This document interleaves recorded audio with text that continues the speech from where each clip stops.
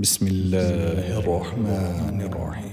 قال الملأ الذين استكبروا من قومه لنخرجنك يا شعيب والذين آمنوا معك من قريتنا أو لتعودن في ملتنا. قال أولو كنا كارهين قد افترينا على الله كذبا إن عدنا في ملتكم بعد إذ نجانا الله منها وما يكون لنا أن نعود فيها إلا أن يشاء الله ربنا وسع ربنا كل شيء علما على الله توكلنا ربنا افتح بيننا وبين قومنا بالحق وأنت خير الفاتحين. وقال الملأ الذين كفروا من قومه لئن اتبعتم شعيبا إنكم إذا لخاسرون. فأخذتهم الرجفة فأصبحوا في دارهم جاثمين. الذين كذبوا شعيبا كأن لم يغنوا فيها الذين كذبوا شعيبا كانوا هم الخاسرين. فتولى عنهم وقال يا قوم لقد أبلغتكم رسالات ربي ونصحت لكم فكيف آسى على قوم كافرين. وما أرسلنا في قرية من نبي إلا أخذنا أهلها بالبأساء والضراء لعلهم يضرعون ثم بدلنا مكان السيئة الحسنة حتى عفوا وقالوا قد مس آباءنا الضراء والسراء فأخذناهم بغتة وهم لا يشعرون. ولو أن أهل القرى آمنوا واتقوا لفتحنا عليهم بركات من السماء والأرض ولكن كذبوا فأخذناهم بما كانوا يكسبون. أفأمن أهل القرى أن يأتيهم بأسنا بياتا وهم نائمون أو أمن أهل القرى أن يأتيهم بأسنا ضحى وهم يلعبون. أفأمنوا مكر الله فلا يأمن مكر الله إلا القوم الخاسرون. أولم يهد للذين يرثون الأرض من بعد أهلها أن لو نشاء أصبناهم بذنوبهم ونطبع على قلوبهم فهم لا يسمعون. تلك القرى نقص عليك من أنبائها ولقد جاءتهم رسلهم بالبينات فما كانوا ليؤمنوا بما كذبوا من قبل كذلك يطبع الله على قلوب الكافرين. وما وجدنا لأكثرهم من عهد وإن وجدنا أكثرهم لفاسقين. ثم بعثنا من بعدهم موسى بآياتنا إلى فرعون وملئه فظلموا بها فانظر كيف كان عاقبة المفسدين. وقال موسى يا فرعون إني رسول من رب العالمين حقيق على ألا أقول على الله إلا الحق قد جئتكم ببينة من ربكم فأرسل معي بني إسرائيل. قال إن كنت جئت بآية فأت بها إن كنت من الصادقين. فألقى عصاه فإذا هي ثعبان مبين ونزع يده فإذا هي بيضاء للناظرين. قال الملأ من قوم فرعون إن هذا لساحر عليم يريد أن يخرجكم من أرضكم فماذا تأمرون. قالوا أرجه وأخاه وأرسل في المدائن حاشرين يأتوك بكل ساحر عليم. وجاء السحرة فرعون قالوا إن لنا لأجرا إن كنا نحن الغالبين. قال نعم وإنكم لمن المقربين. قالوا يا موسى إما أن تلقي وإما أن نكون نحن الملقين. قال ألقوا فلما ألقوا سحروا أعين الناس واسترهبوهم وجاءوا بسحر عظيم. وأوحينا إلى موسى أن ألق عصاك فإذا هي تلقف ما يأفكون فوقع الحق وبطل ما كانوا يعملون فغلبوا هنالك وانقلبوا صاغرين وألقي السحرة ساجدين قالوا آمنا برب العالمين رب موسى وهارون. قال فرعون آمنتم به قبل أن آذن لكم إن هذا لمكر مكرتموه في المدينة لتخرجوا منها أهلها فسوف تعلمون لأقطعن أيديكم وأرجلكم من خلاف ثم لأصلبنكم أجمعين. قالوا إنا إلى ربنا منقلبون وما تنقم منا إلا أن آمنا بآيات ربنا لما جاءتنا ربنا أفرغ علينا صبرا وتوفنا مسلمين. وقال الملأ من قوم فرعون أتذر موسى وقومه ليفسدوا في الأرض ويذرك وآلهتك قال سنقتل أبناءهم ونستحيي نساءهم وإنا فوقهم قاهرون. قال موسى لقومه استعينوا بالله واصبروا إن الأرض لله يورثها من يشاء من عباده والعاقبة للمتقين. قالوا أوذينا من قبل أن تأتينا ومن بعد ما جئتنا قال عسى ربكم أن يهلك عدوكم ويستخلفكم في الأرض فينظر كيف تعملون. ولقد أخذنا آل فرعون بالسنين ونقص من الثمرات لعلهم يذكرون. فإذا جاءتهم الحسنة قالوا لنا هذه وإن تصبهم سيئة يطيروا بموسى ومن معه ألا إنما طائرهم عند الله ولكن أكثرهم لا يعلمون. وقالوا مهما تأتنا به من آية لتسحرنا بها فما نحن لك بمؤمنين. فأرسلنا عليهم الطوفان والجراد والقمل والضفادع والدم آيات مفصلات فاستكبروا وكانوا قوما مجرمين. ولما وقع عليهم الرجز قالوا يا موسى ادع لنا ربك بما عهد عندك لئن كشفت عنا الرجز لنؤمنن لك ولنرسلن معك بني إسرائيل. فلما كشفنا عنه الرجز إلى أجل هم بالغوه إذا هم ينكثون. فانتقمنا منهم فأغرقناهم في اليم بأنهم كذبوا بآياتنا وكانوا عنها غافلين. وأورثنا القوم الذين كانوا يستضعفون مشارق الأرض ومغاربها التي باركنا فيها وتمت كلمة ربك الحسنى على بني إسرائيل بما صبروا ودمرنا ما كان يصنع فرعون وقومه وما كانوا يعرشون. وجاوزنا ببني إسرائيل البحر فأتوا على قوم يعكفون على أصنام لهم قالوا يا موسى اجعل لنا إلها كما لهم آلهة قال إنكم قوم تجهلون. إن هؤلاء متبر ما هم فيه وباطل ما كانوا يعملون. قال أغير الله أبغيكم إلها وهو فضلكم على العالمين.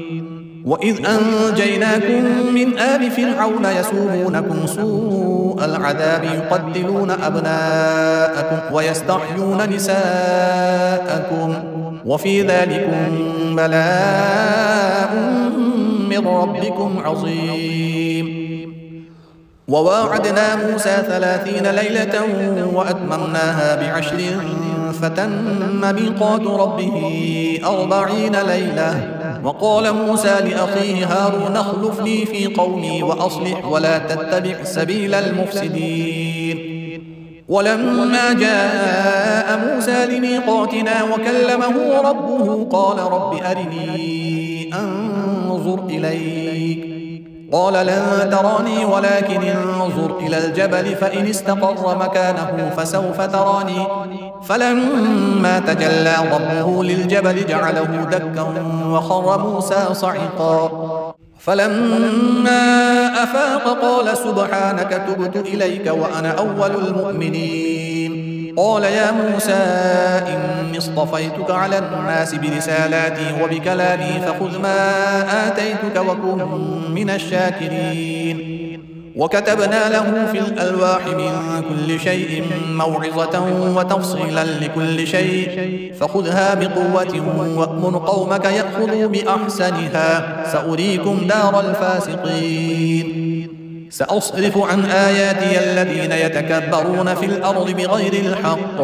وإن يروا كل آية لا يؤمنوا بها وإن يروا سبيل الرشد لا يتخذوه سبيلا وإن يروا سبيل الغي يتخذوه سبيلا ذلك بأنهم كذبوا بآياتنا وكانوا عنها غافلين والذين كذبوا بآياتنا ولقاء الآخرة حبطت أعمالهم هل يجزون إلا ما كانوا يعملون واتخذ قوم موسى من بعده من حليهم عجلا جسدا له خوار ألم يروا أنه لا يكلمهم ولا يهديهم سبيلا اتخذوه وكانوا ظالمين ولما سقط في أيديهم ورأوا أنهم قد ضلوا قالوا لئن لم يرحمنا ربنا ويغفر لنا لنكونن من الخاسرين ولما رجع موسى إلى قومه غضبان أسفا قال بئس ما خلفتموني من بعدي أعجلتم أمر ربكم وألقى الألواح وأخذ برأس أخيه يجره إليه قال ابن أم إن القوم استضعفوني وكادوا يقتلونني فلا تشمت بي الأعداء ولا تجعلني مع القوم الظالمين قال رب اغفر لي ولأخي وأدخلنا في رحمتك وأنت أرحم الراحمين إن الذين اتخذوا العجل سينالهم غضب من ربهم وذلة في الحياة الدنيا وكذلك نجزي المفترين والذين عملوا السيئات ثم تابوا من بعدها وآمنوا إن ربك من بعدها لغفور رحيم ولما سكت عن موسى الغضب أخذ الألواح وفي نسختها هدى ورحمة للذين هم لربهم يرهبون واختار موسى قومه 70 رجلا لميقاتنا فلما أخذتهم الرجفة قال رب لو شئت أهلكتهم من قبل وإياي أتهلكنا بما فعل السفهاء منا إن هي إلا فتنتك تضل بها من تشاء وتهدي من تشاء أنت ولينا فاغفر لنا وارحمنا وأنت خير الغافرين واكتب لنا في هذه الدنيا حسنة وفي الآخرة إنا هدنا إليك قال عذابي أصيب به من أشاء ورحمتي وسعت كل شيء فسأكتبها للذين يتقون ويؤتون الزكاة والذين هم بآياتنا يؤمنون الذين يتبعون الرسول النبي الأمي الذي يجدونه مكتوبا عندهم في التوراة والإنجيل يأمرهم بالمعروف وينهاهم عن المنكر ويحل لهم الطيبات ويحرم عليهم الخبائث ويضع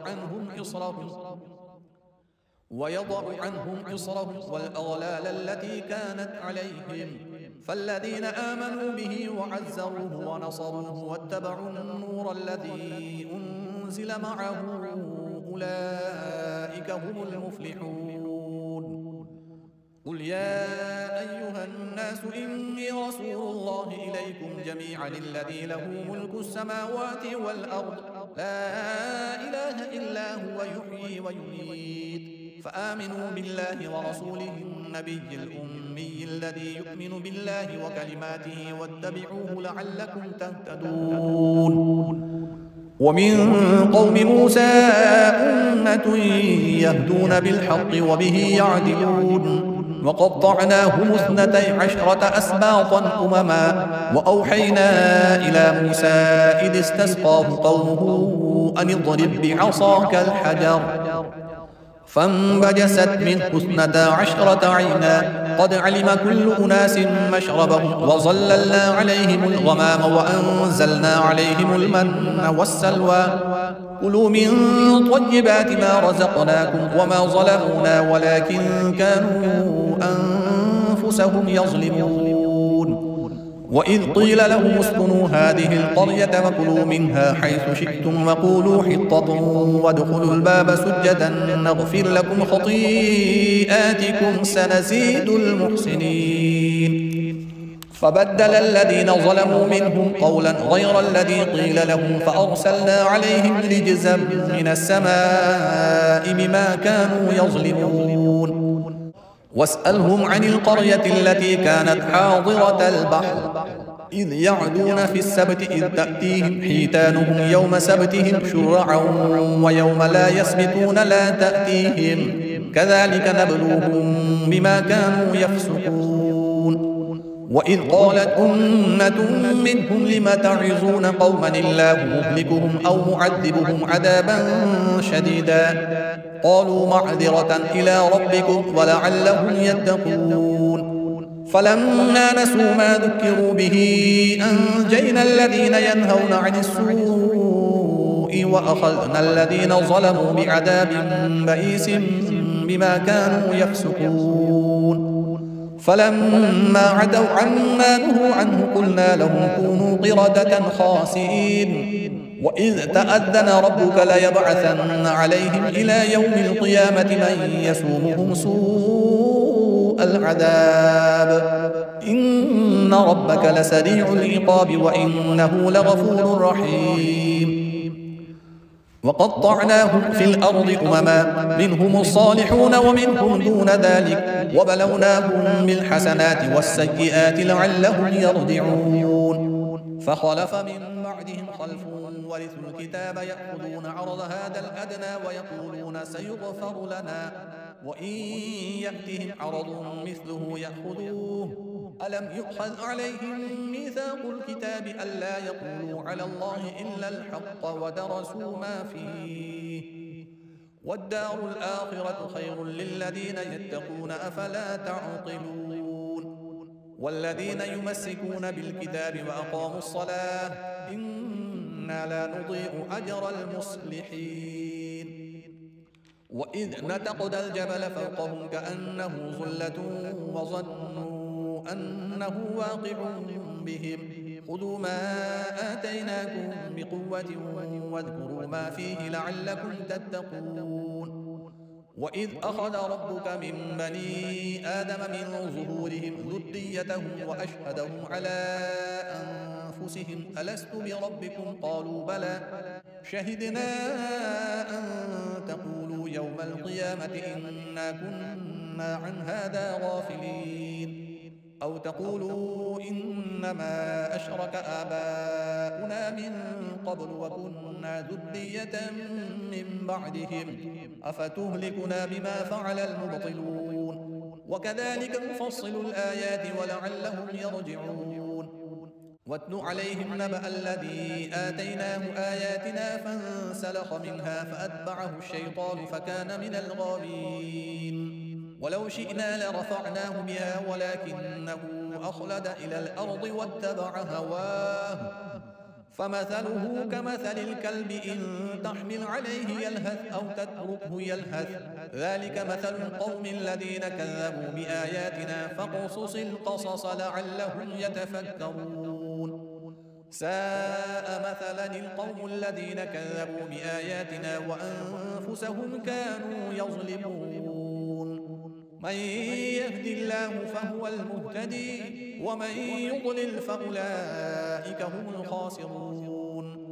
ولقد ذرأنا لجهنم كثيرا من الجن والإنس لهم قلوب لا يفقهون بها ولهم أعين لا يبصرون بها ولهم آذان لا يسمعون بها أولئك كالأنعام بل هم أضل أولئك هم الغافلون ولله الأسماء الحسنى فادعوه بها وذروا الذين يلحدون في أسمائه سيجزون ما كانوا يعملون وممن خلقنا أمة يهدون بالحق وبه يعدلون والذين كذبوا بآياتنا سنستدرجهم من حيث لا يعلمون وأملي لهم إن كيدي متين أولم يتفكروا ما بصاحبهم من جنة إن هو إلا نذير مبين أولم ينظروا في ملكوت السماوات والأرض وما خلق الله من شيء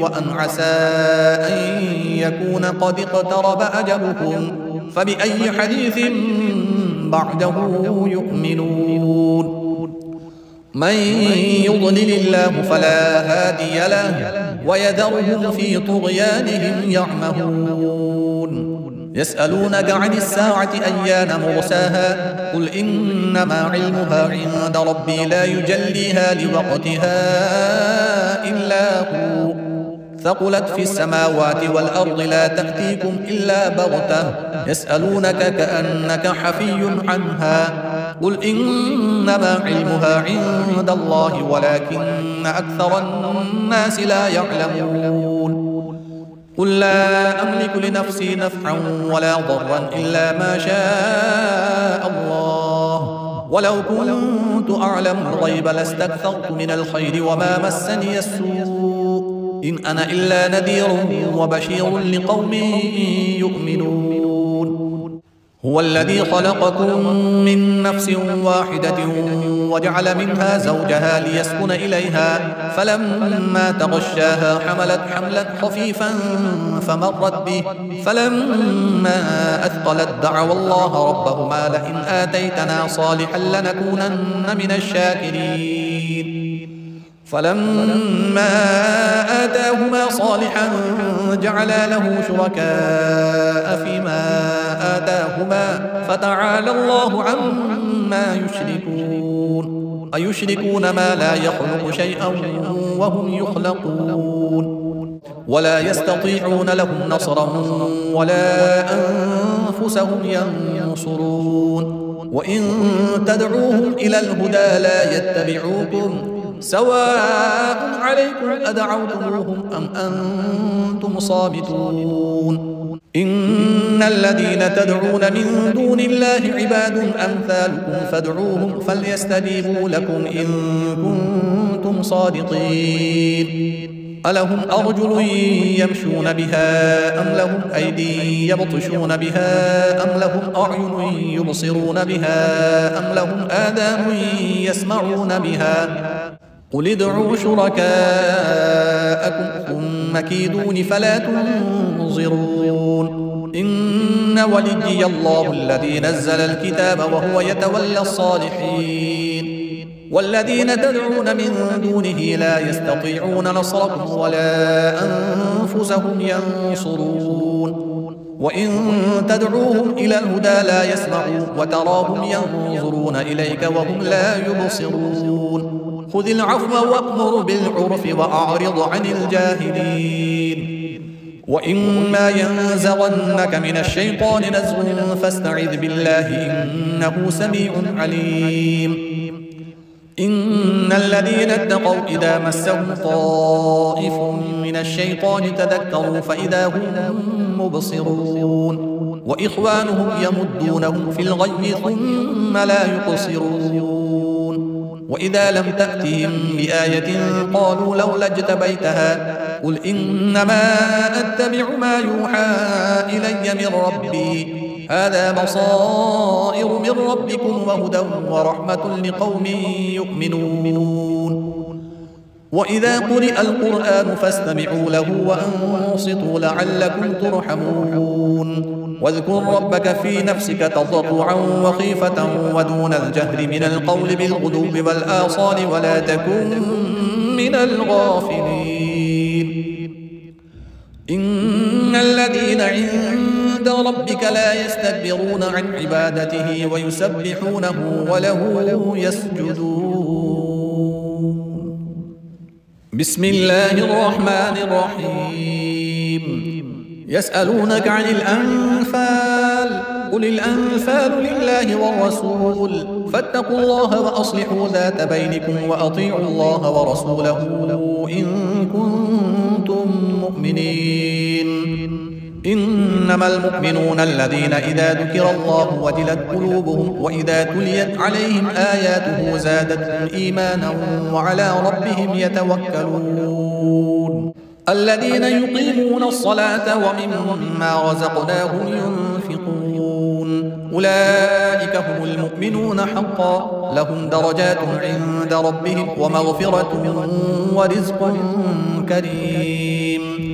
كما أخرجك ربك من بيتك بالحق وإن فريقا من المؤمنين لكارهون يجادلونك في الحق بعدما تبين كأنما يساقون إلى الموت وهم ينظرون. وإذ يعدكم الله إحدى الطائفتين أنها لكم وتودون أن غير ذات الشوكة تكون لكم ويريد الله أن يحق الحق بكلماته ويقطع دابر الكافرين ليحق الحق ويبطل الباطل ولو كره المجرمون. إذ تستغيثون ربكم فاستجاب لكم أني ممدكم ب1000 من الملائكة مردفين. وما جعله الله إلا بشرى ولتطمئن به قلوبكم وما النصر إلا من عند الله إن الله عزيز حكيم. إذ يغشيكم النعاس أمنة منه وينزل عليكم من السماء ماء ليطهركم به ويذهب عنكم رجز الشيطان وليربط على قلوبكم ويثبت به الأقدام. إذ يوحي ربك إلى الملائكة أني معكم فثبتوا الذين آمنوا سألقي في قلوب الذين كفروا الرعب فاضربوا فوق الأعناق واضربوا منهم كل بنان ذلك بأنهم شاقوا الله ورسوله ومن يشاقق الله ورسوله فإن الله شديد العقاب. ذلكم فذوقوه وأن للكافرين عذاب النار. يا أيها الذين آمنوا إذا لقيتم الذين كفروا زحفا فلا تولوهم الأدبار ومن يولهم يومئذ دبره إلا متحرفا لقتال أو متحيزا إلى فئة فقد باء بغضب من الله ومأواه جهنم وبئس المصير. فلم تقتلوهم ولكن الله قتلهم وما رميت إذ رميت ولكن الله رمى وليبلي المؤمنين منه بلاء حسنا إن الله سميع عليم. ذلكم وأن الله موهن كيد الكافرين. إن تستفتحوا فقد جاءكم الفتح وإن تنتهوا فهو خير لكم وإن تعودوا نعد ولن تغني عنكم فئتكم شيئا ولو كثرت وأن الله مع المؤمنين. يا أيها الذين آمنوا أطيعوا الله ورسوله ولا تولوا عنه وأنتم تسمعون ولا تكونوا كالذين قالوا سمعنا وهم لا يسمعون. إن شر الدواب عند الله الصم البكم الذين لا يعقلون. ولو علم الله فيهم خيرا لأسمعهم ولو أسمعهم لتولوا وهم معرضون.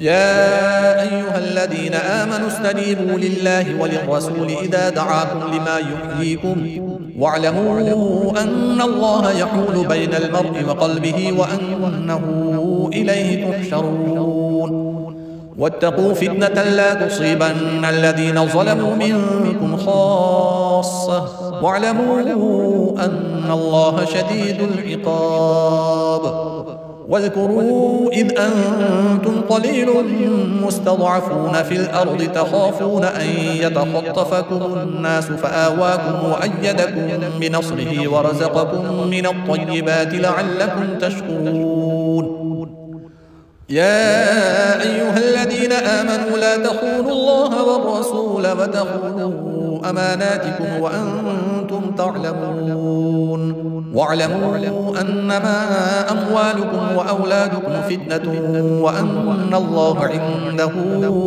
أجر عظيم يا أيها الذين آمنوا إن تتقوا الله يجعل لكم فرقانا ويكفر عنكم سيئاتكم ويغفر لكم والله ذو الفضل العظيم وإذ يمكر بك الذين كفروا ليثبتوك أو يقتلوك أو يخرجوك ويمكرون ويمكر الله والله خير الماكرين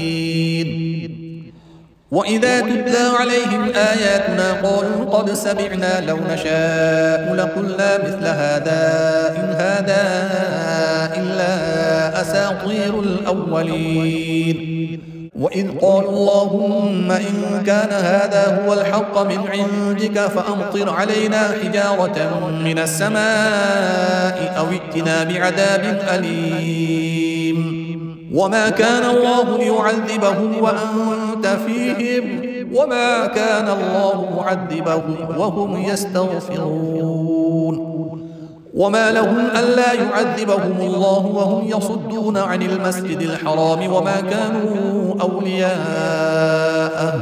إن أولياؤه إلا المتقون ولكن أكثرهم لا يعلمون وما كان صلاتهم عند البيت إلا مكاء وتصدية فذوقوا العذاب بما كنتم تكفرون إن الذين كفروا ينفقون أموالهم ليصدوا عن سبيل الله فسينفقونها ثم تكون عليهم حسرة ثم يغلبون والذين كفروا إلى جهنم يحشرون ليميز الله الخبيث من الطيب ويجعل الخبيث بعضه على بعض فيركمه جميعا فيجعله في جهنم أولئك هم الخاسرون قل للذين كفروا إن ينتهوا يغفر لهم